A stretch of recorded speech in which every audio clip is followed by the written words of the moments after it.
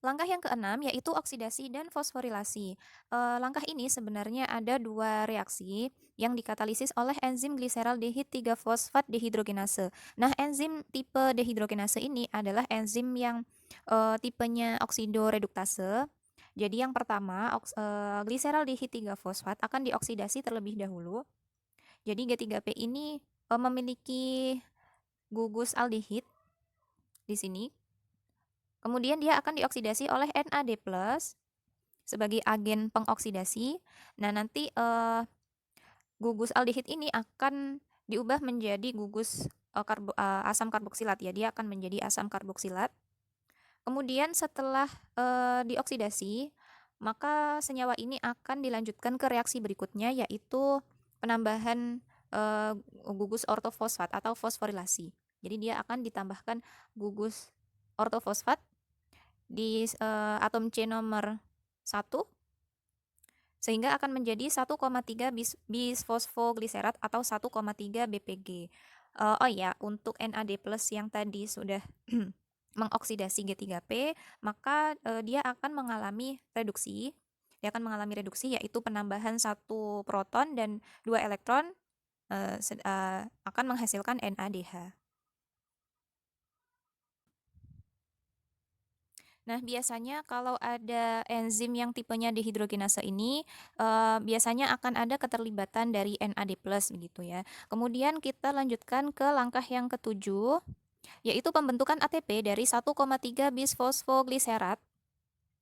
Jadi di sini enzim yang mengkatalisis yaitu fosfogliserat kinase, seperti halnya enzim yang bertipe kinase yang lain, maka dia fungsinya adalah untuk mentransfer gugus fosforil gitu ya dari satu senyawa ke senyawa yang lain.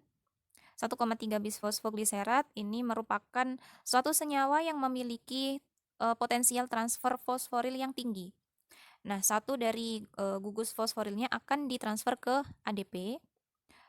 Jadi di sini dia memiliki ada dua gugus fosforil. Salah satunya yang berwarna pink ini akan ditransfer ke senyawa ADP, sehingga nanti dia akan menghasilkan ATP. Nah, 1,3 bisfosfogliserat akan menjadi produk, yaitu 3 fosfogliserat. Formasi ATP atau pembentukan ATP pada reaksi ini disebut sebagai substrate level phosphorylation. Ya, berarti dia fosforilasi dalam level substrat.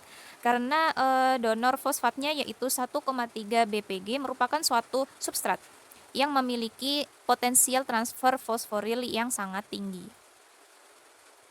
Selanjutnya, untuk langkah yang ke-8 yaitu pergeseran gugus fosforil intramolekul. Nah, di sini kita bisa melihat dari langkah yang sebelumnya, intermediate-nya yaitu 3 fosfogliserat.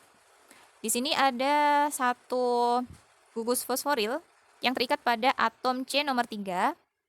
Nah, ini akan dipindahkan ke atom C yang di nomor 2. Sehingga ini reaksi ini dikatalisis oleh enzim yang disebut fosfogliserat mutase. Jadi enzim yang tipe-tipenya itu mutase, dia berfungsi untuk memindahkan atau menggeser gugus-gugus ya pada intramolekul. Contohnya di sini gugus fosforil yang di nomor 3 akan dipindah gitu ya ke atom C yang di nomor 2. Selanjutnya langkah yang ke-9 yaitu dehidrasi. Nah, dehidrasinya ini ada 2 kali. Ada 2 kali dehidrasi. Dari 2 fosfogliserat di sini akan didehidrasi, berarti dia akan melepaskan 2 senyawa air. Akan melepaskan 2 senyawa air dengan enzim yang mengkatalisis yaitu enolase. Ini enzim yang mengkatalisis yaitu enolase, sehingga 2 fosfogliserat akan menghasilkan produk berupa fosfoenol pirufat atau PEP. Nah, fosfoenol pirufat ini merupakan suatu enol fosfat dan dia memiliki potensial transfer gugus fosforil yang tinggi. Nah, mengapa PEP ini memiliki potensial transfer gugus fosforil yang tinggi? Karena gugus fosforilnya ini dijebak ya, dia di-traps atau dijebak pada molekul yang sangat tidak stabil dalam bentuk enol. Jadi ini adalah molekul yang berada dalam bentuk enol dan dia ini tidak stabil sehingga dia akan mudah untuk melepaskan gugus fosforilnya. Nah, kita sudah sampai ke langkah yang terakhir, yaitu langkah yang ke-10. Ini merupakan langkah dari transfer gugus fosforil gitu ya, dari PEP ke ADP. Nah, seperti yang sebelumnya dibahas bahwa PEP ini merupakan suatu senyawa yang tidak stabil sehingga dia mudah sekali untuk bereaksi. Nah, gugus fosforilnya ini akan ditransfer ke ADP. Ditransfer ke ADP sehingga akan menghasilkan ATP. Nah, produk dari reaksi ini yaitu pirufat. Nah, produknya adalah pirufat.